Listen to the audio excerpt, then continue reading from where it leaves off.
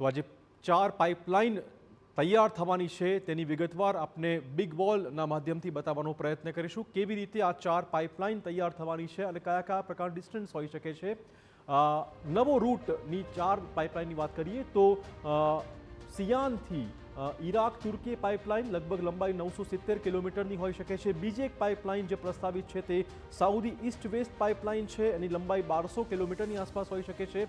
આ તરફ હદીથા અકાબા પાઇપલાઇનની વાત કરીએ લંબાઈ લગભગ 1154 કિલોમીટરની હોઈ શકે છે। આ એક રૂટ હોઈ શકે છે અને ચોથી જે પ્રસ્તાવિત છે તે યુએઈ ફુજેરાહ પાઇપલાઇન છે, તેની લંબાઈ 360 કિલોમીટર હોઈ શકે છે। એટલે 1, 2, 3 અને આ 4 પાઇપલાઇન પર જો કામ ચાલુ થયું તો જે હોર્મુઝનો જે વિસ્તાર છે તેની જરૂર કોઈને નહીં પડે।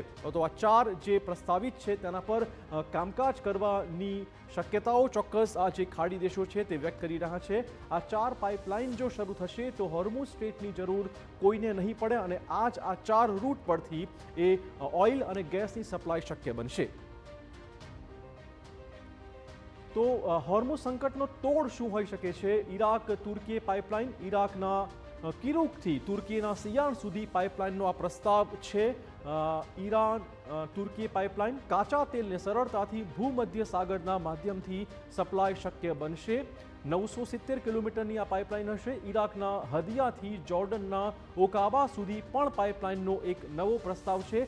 1154 કિલોમીટર તેની લંબાઈ હોઈ શકે છે।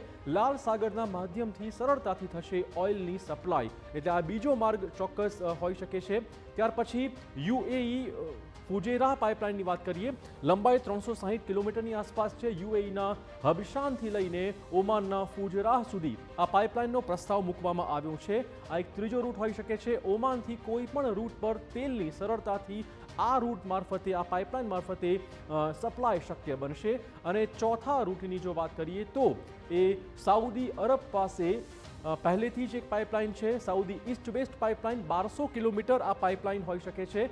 યાનબુથી જુબેલ સુધી વધુ એક પાઇપલાઇન તૈયાર કરવાની યોજના છે। તો જો આ 4 પાઇપલાઇન જો તૈયાર થઈ જશે તો વિશ્વના કોઈ પણ દેશને હોર્મુઝ સ્ટ્રેટનો ઉપયોગ નહીં કરવો પડે અને આ 4 પાઇપલાઇન થકી જ ઓઇલ અને ગેસની સપ્લાય જે છે તે ખૂબ રાબેતા પ્રમાણે ચાલુ કરી શકાશે। તો આ 4 પાઇપલાઇન પર વિચારણા થઈ રહી છે। હોર્મુઝ સ્ટ્રેટનો વિકલ્પ શોધવાની પ્રયત્નો અત્યારે થઈ રહ્યા છે। આપણે કહી દઈએ કે આ જે અલગ અલગ ખાડી દેશો છે તે પોતે હવે આ તોડ કાઢવા માટે તૈયાર છે।